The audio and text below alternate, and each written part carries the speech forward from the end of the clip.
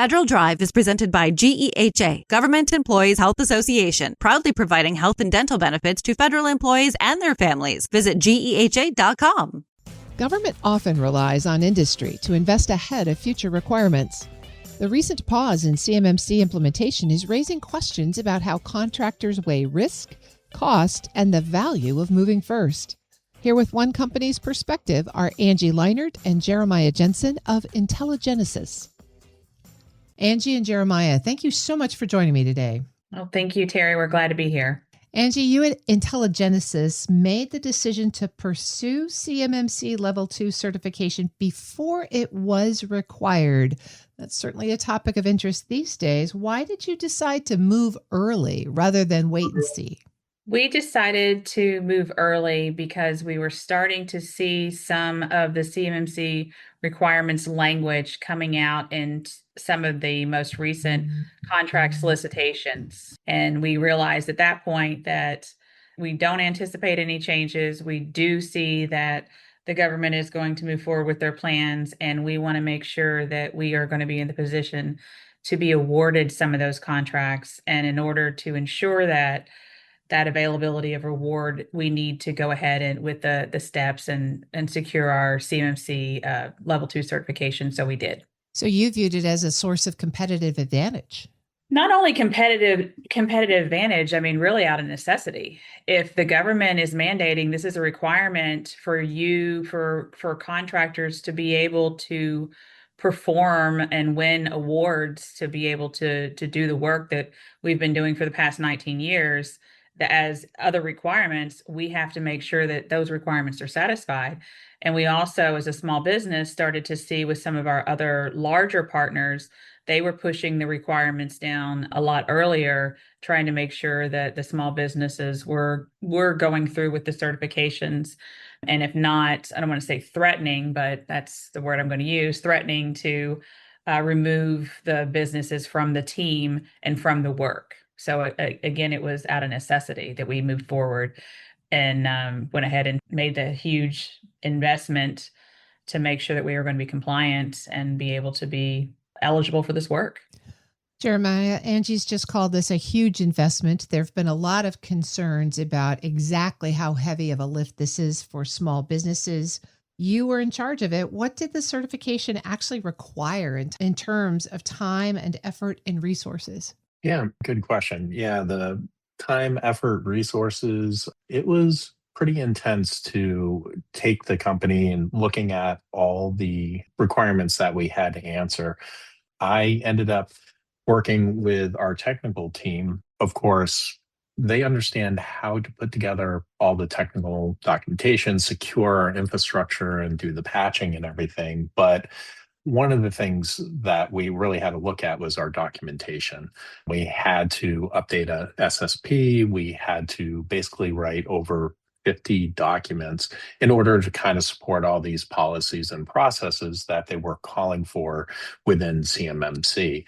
So it was a huge effort of trying to get the requirements and kind of taking the lift off of the technical folks so they could work on kind of doing the updates and making sure we were moving all our CUI information into the GCC High, while on the other side, we ended up writing the backbone, kind of the documentation in order to kind of support everything. So we had 4 months in order to really kind of put this together. And I mean, the team was working 7 days a week on it to try to get this to the finish line. Angie, when given the level of work and the level of investment that Jeremiah has just described, when DoD suspended the Phase 2 requirements, what was your immediate reaction?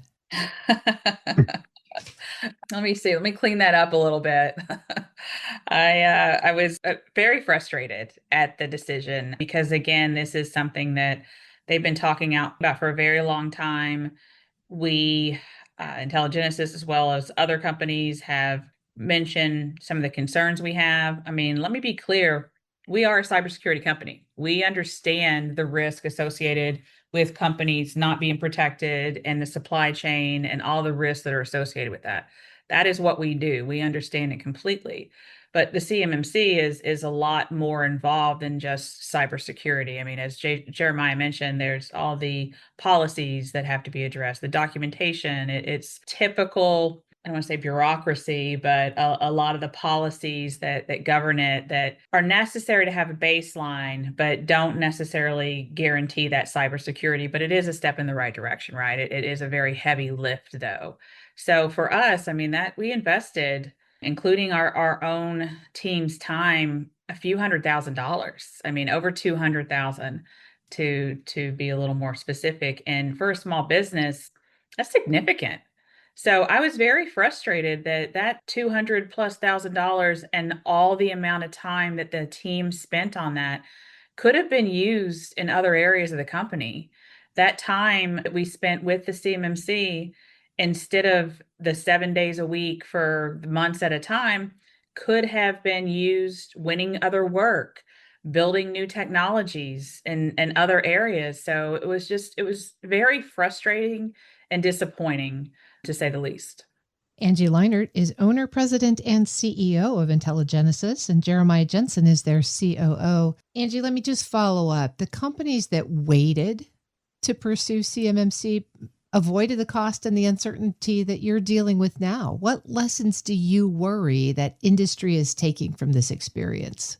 Well, I'm very worried that this is going to cause future delays and problems for any kind of policy that's going to be rolled out or mandate.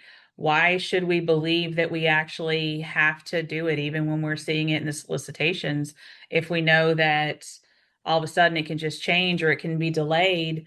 Again, there are no grants. There are very limited resources, vendors, auditors that are available for this. And to think that we just went through this and had to pay all this money out, there's no tax credits. Again, I mean, this is just money out the door and this time that's wasted. So honestly, what will happen next time? I and probably many other companies will wait. We will probably wait and let that deadline pass and then worry about it. Because again, that is time, resources, money, investments that could have been placed in other areas of the business that are now just for what? The NIST standards have been around for a while here, the standards that CMMC is based on. What's your take on the approach that may come out of this, which is companies still continue to self-attest that they're compliant with those NIST standards?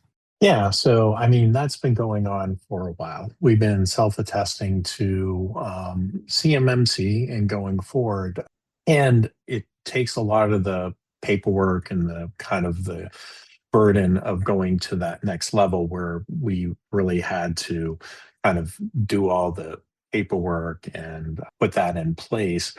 So I think the self-attestation as they're moving through it, I think that's a good starting point. But going to the next level, I mean, if they're going to look at adding this into the contracts and stuff, having that next layer at the level, but then you got to realize all this paperwork and all the processes are going to come at when you go up to the next level. Angie, as the owner of the company, how do you feel about the risks that you take on with that self-attestation approach? It's a great question. And I was actually wanting to say something about that. Again, we're a cybersecurity company, so we understand the risk associated. We make sure that we are already protected and we are very good at what we do. The concern that I have, and that with NIST, and I know it's been around for a while, that self-attestation, some people, I mean, there's no auditing of that. There's no guarantee that people are even doing it other than signing a piece of paper.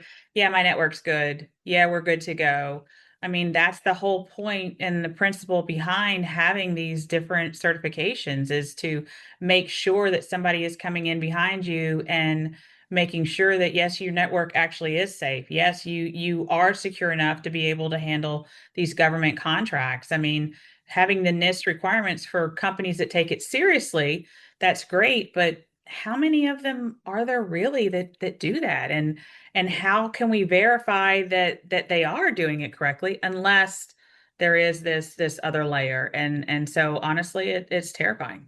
And so what do you wish or hope that DoD does differently as a result of this 60-day review that they're conducting now? Well, I hope that they realize that this requirement's been out there for a few years now. So this is kind of late in the game. If people are complaining about it, that's too bad. They need to move forward with the requirement and the deadlines they set. Don't set a deadline and make contractors adhere to it if you're not going to follow through with it. So you set a deadline, stick to what you've done, and everybody else, they're either going to have to catch up or they're not going to do business with the government. Do you see future challenges in the market, especially for small businesses, if the requirement continues as a certification requirement and primes continue to have to force the compliance standards down through their supply chains? I do. I think that it's important. I think as a small business, there should be some other kind of resources or something available because the pricing, again, it doesn't seem to be controlled. So there's only a few companies that can perform these services so that the prices are outrageous. I'd really like to see some kind of interference or involvement from the government to try to help lower some of those costs so small businesses can feel comfortable with the service that they're receiving and also be able to afford it or have some type of tax credits associated with it. Just some way to kind of help reduce that cost that is required for the small businesses. That would be ideal. Angie Lienert is owner, president, and CEO of IntelliGenesis, and Jeremiah Jensen is her COO.